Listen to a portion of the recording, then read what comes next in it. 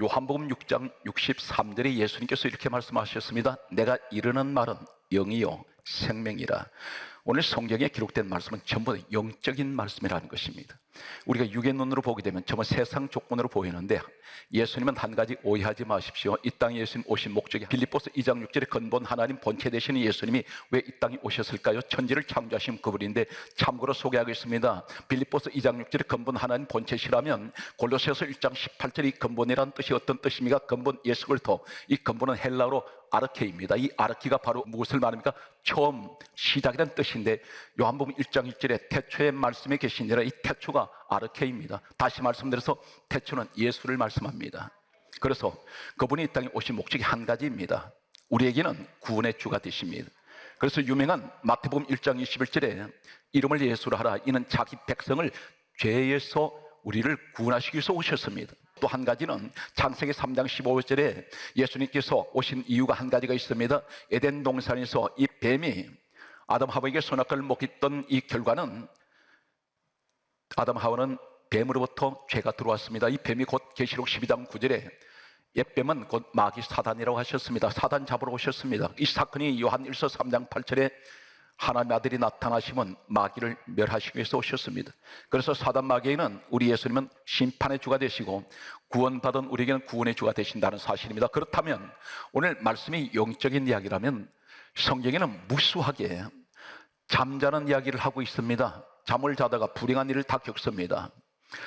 오늘 영적으로 무엇을 말씀합니까? 이 코로나 바이러스는 사람들을 전부 졸게 만들고 있습니다.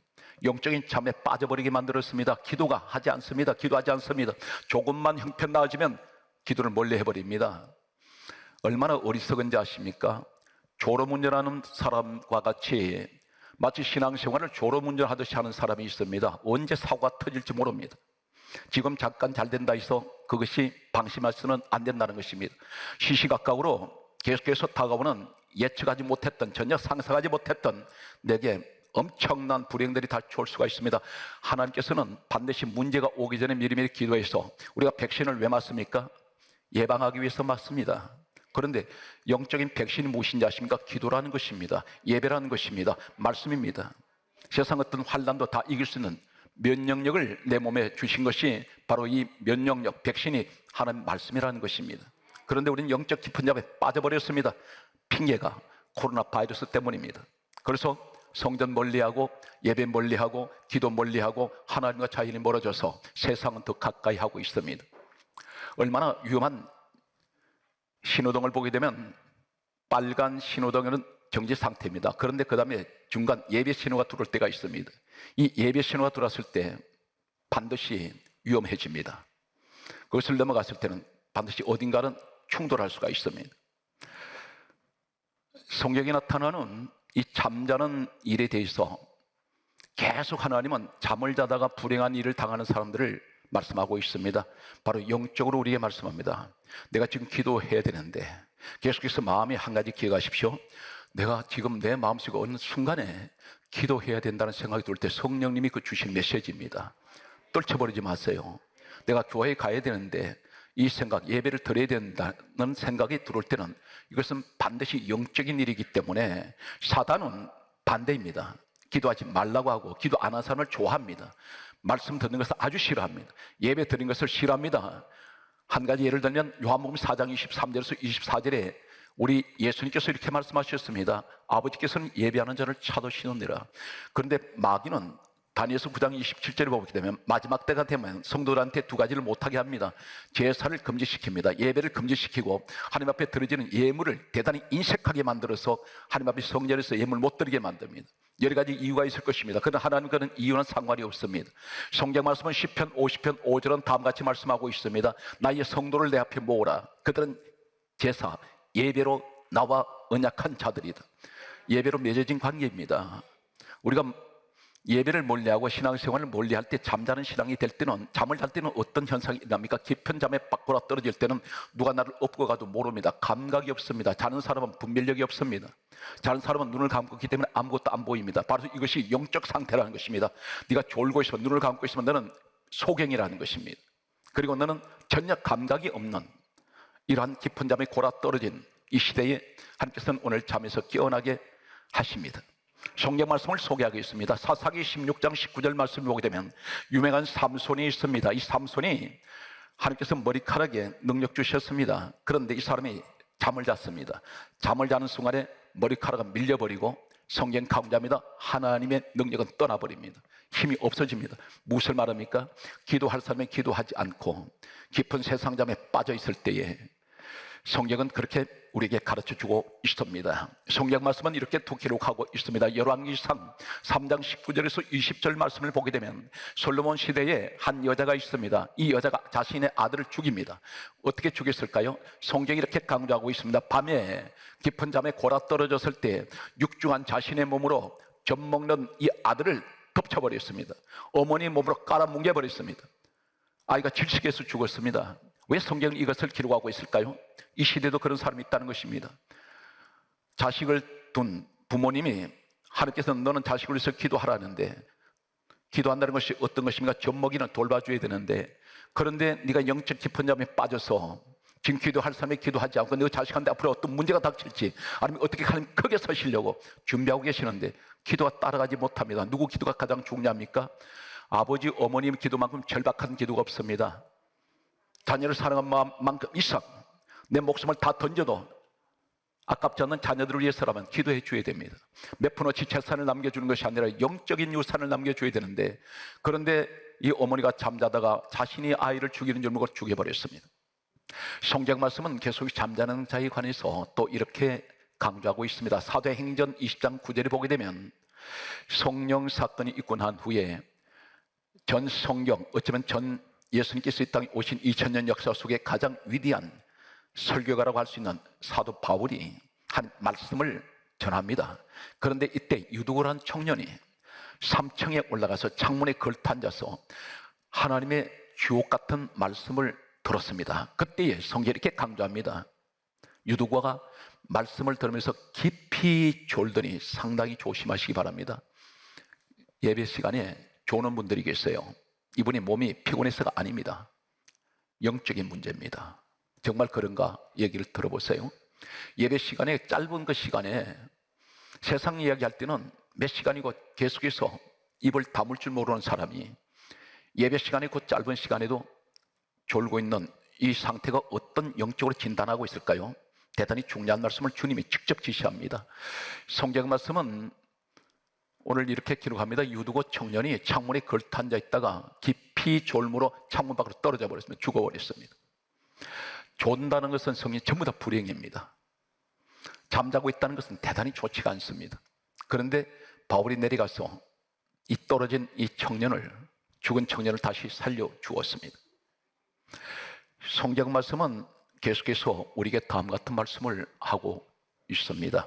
고린도전서 11장 30절은 이렇게 말씀합니다. 너희 중에, 이 시대를 조명합니다. 세 가지를. 너희 중에 약한 자가 많고 병든 자가 많고 잠을 자는 자가 적지 아니하도다.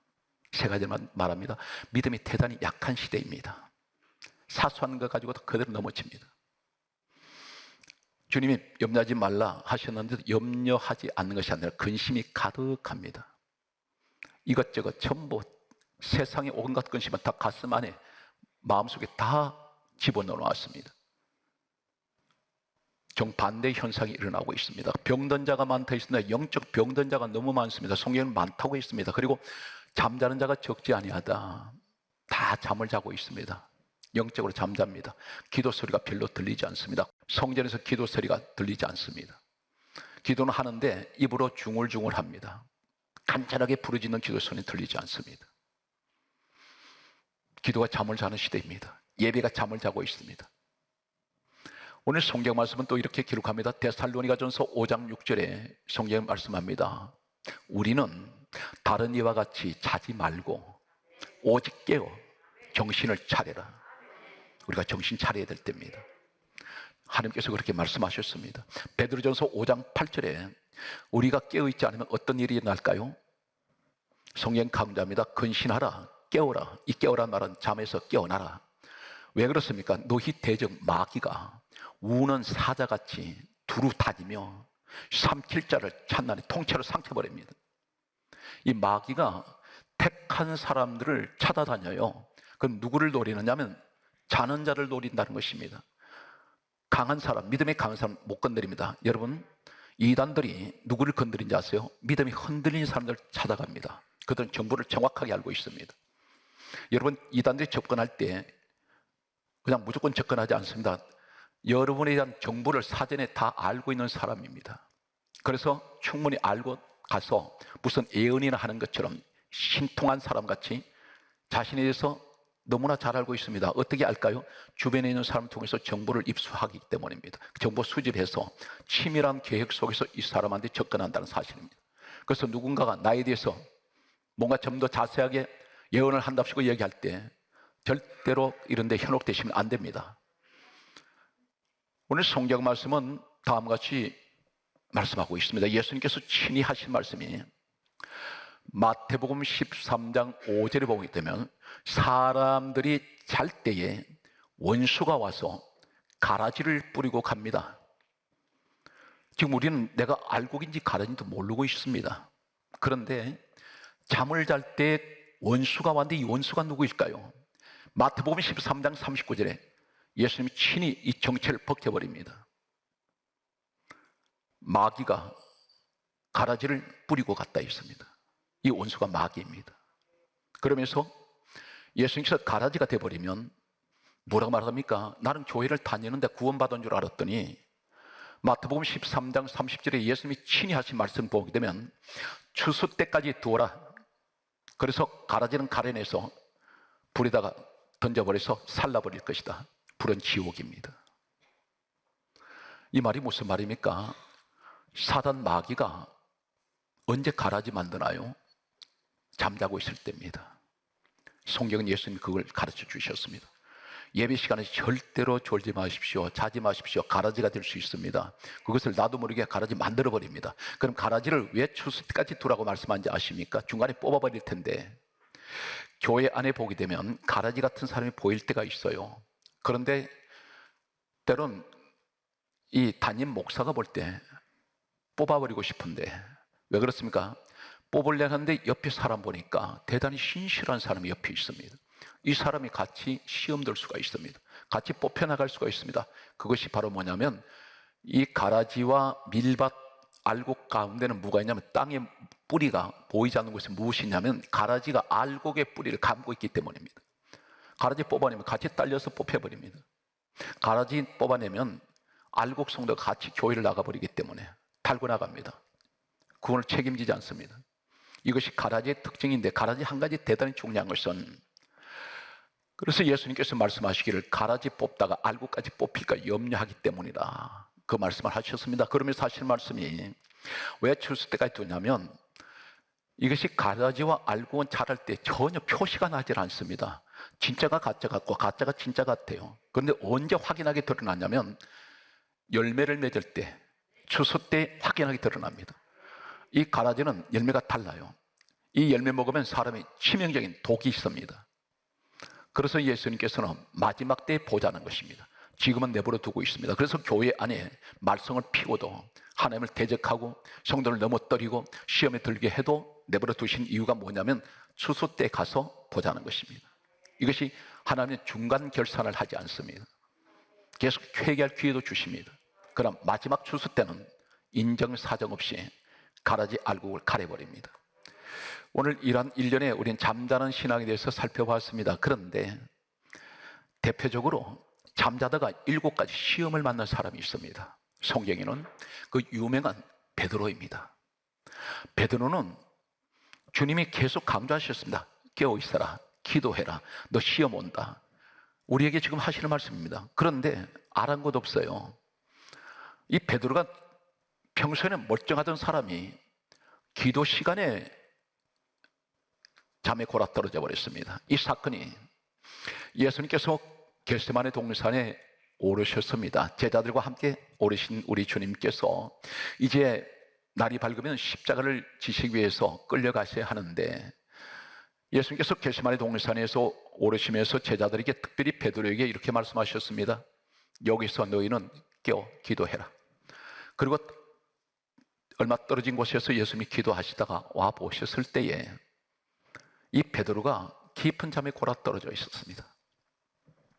그래서 예수님께서 말씀하시기를 마태복음 성경 26장 40절에서 41절에 이렇게 말씀하고 있습니다. 어찌하여 자느냐? 시험에 들지 않게 깨어있어 기도하라. 너 그렇게 자면 안 된다. 너에게 지금 다가오는 시험이 한두 가지가 아니다. 지금 우리에게 말씀합니다. 너 왜 이렇게 지금 현실에 안주하고 있느냐? 기도해야 되는데 네가 너 가정을 위해서 기도하지 않으면 너 기도 가정에서 해줄 사람이 없다. 네가 이 기도하기 위해서 하기 싫어도 무릎 꿇고 엎드려야 하는데 왜 자고 있느냐? 잘 때가 아니다. 그 말씀을 지금 우리에게 하고 있습니다. 한 해가 이제 마감되면 이제는 지금까지 하나님 앞에 우리가 내 자신을 돌아볼 때 이것이 잘못되었다면 회개하고 내년 신년 새해는 기도하는 해, 가정에 환난이 오지 않는 해, 내가 기도했던 모든 문제가 해결받는 해, 행운의 한 해가 되셔야 됩니다. 방법은 하나님께 있습니다. 오늘 성경 말씀은 이렇게 기록합니다. 첫 번째, 이 사람이 시험이 찾아온 것은, 만나지 말아야 될 시험이 온 것은, 이 베드로가 첫 번째 만났던 시험은 어떤 것입니까? 요한복음 18장 10절 말씀에 보게 되면 베드로와 제자들이 예수님과 함께 기도하고 겟세마네 동산을 지금 내려오시는데 예수님을 잡으러 왔던 가룟 유다가 앞에 서고 로마 군병들이 그리고 여러 명의 사람들이 예수님을 잡으러 왔습니다. 대치하고 있습니다. 이때에 성경 말씀은 이렇게 기록하고 있습니다. 요한복음 18장 10절 말씀을 보게 되면 베드로가 칼을 빼서 그 예수님을 잡으러 온 사람 일행 가운데 대제사장 이름을 기록합니다. 말고라는 사람 오른편 귀를 베어버렸습니다. 대치하고 있는 거리입니다. 얼굴과 얼굴과 마주보는 것이 아니라 거리를 두고 있는데 어떤 사람은 이렇게 말합니다. 이때 베드로가 가지고 있던 이 칼이 짧은 칼이었을 것이다. 아닙니다. 참고로 말씀드리면 베드로는 어부이니까 회 떠먹으려고 칼 가지고 다녔을 것이다. 아닙니다. 이미 이 사람은 어부일을 청산한 지가 예수님 따른 지가 3년 6개월입니다. 이 사람이 가지고 있던 칼은 우리가 원어의 그 어근을 보게 되면 긴 칼입니다. 전쟁에서는 그러한 칼을 차고 다닙니다. 왜 차고 다닐까요?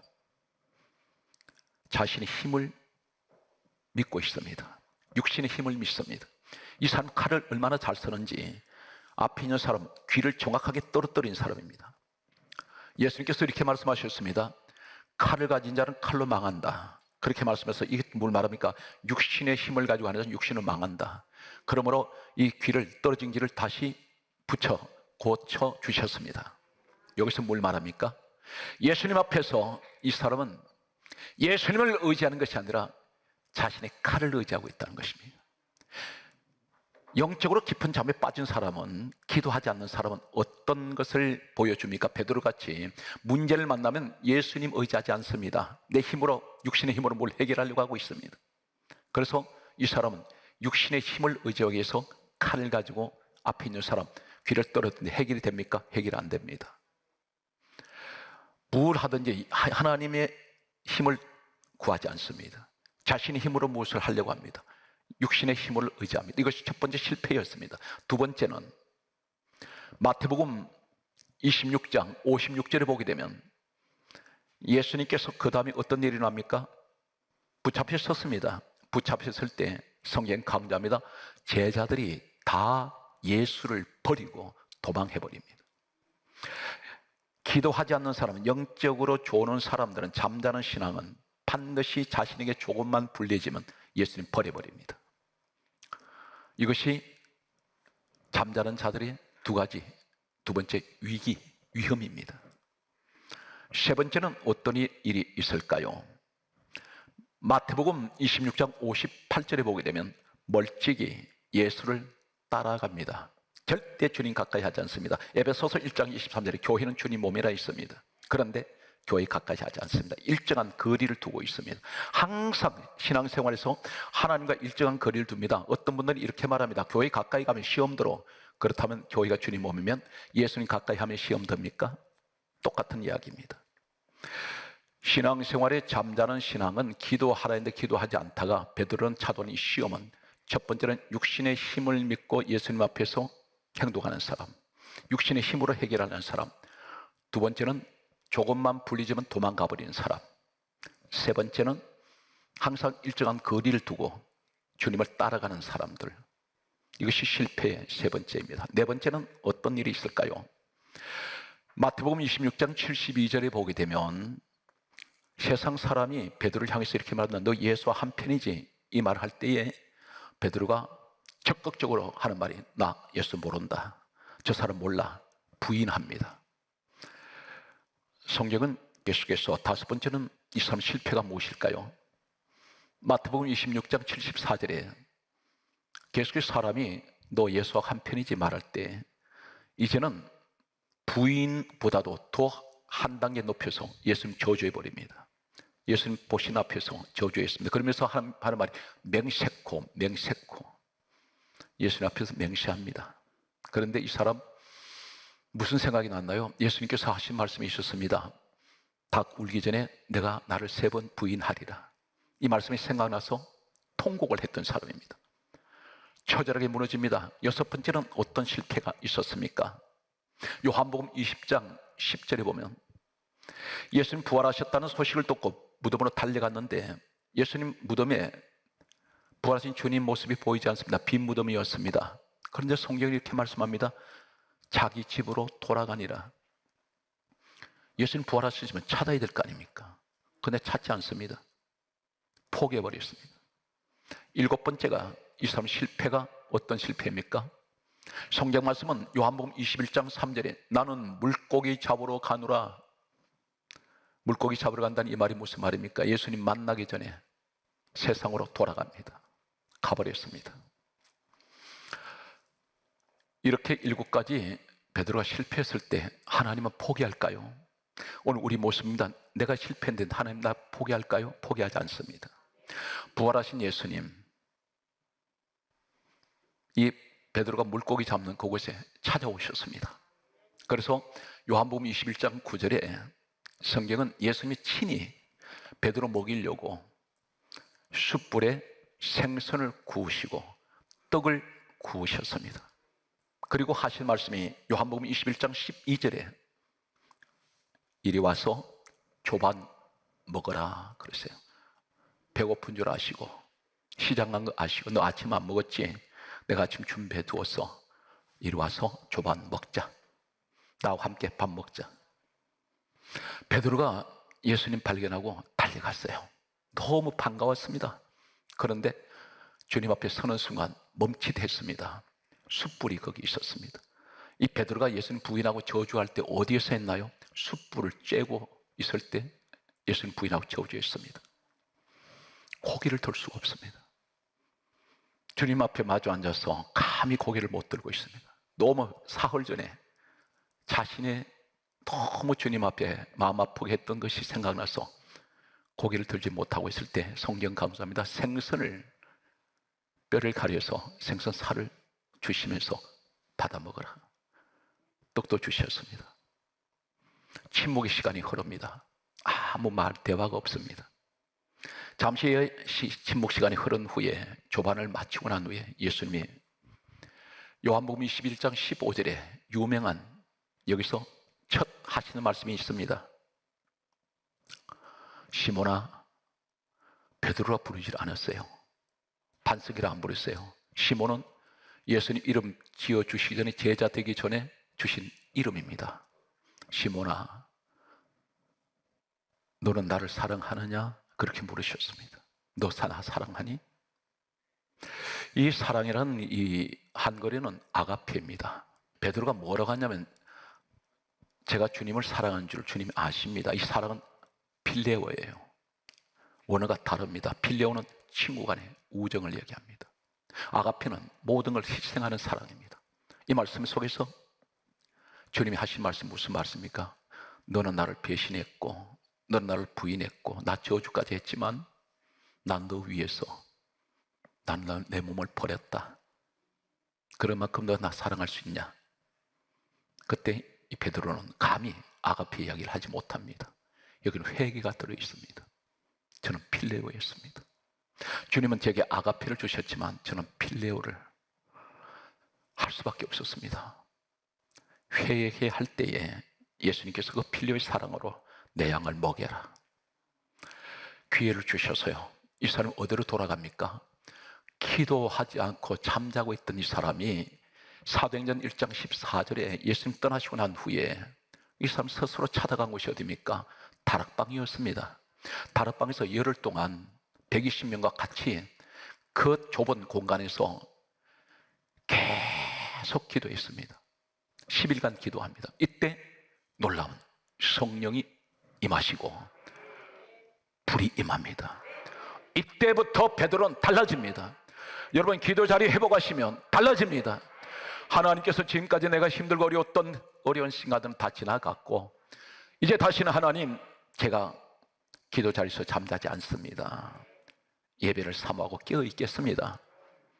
마치 베드로가 다락방에서 기도하다가 성령의 불을 받은 같이 이 사람 입을 통해서 어떻게 일어납니까? 단 한 명도 전도하지 못했던 사람, 귀신 한 마리 쫓아내지 못했던 이 사람이 어떤 능력이 나타납니까? 하루에 3,000명씩 주님 앞으로 돌아옵니다. 말씀의 능력이 나타납니다. 기도하더니 마음을 같이하여 기도했습니다. 그때 이 사람 그림자만 지나가도 귀신 들린 사람들, 모든 질병이 걸린 사람들이 다 치료가 됩니다. 오늘 여러분 그 주인공이 되시기 바랍니다. 베드로가 우리와 평범한 사람입니다. 나도 그 자리에 설 수 있습니다. 2022년 신년 새해는 이렇게 준비하시고 승리하시는 여러분 되시기를 주의 이름으로 축복합니다.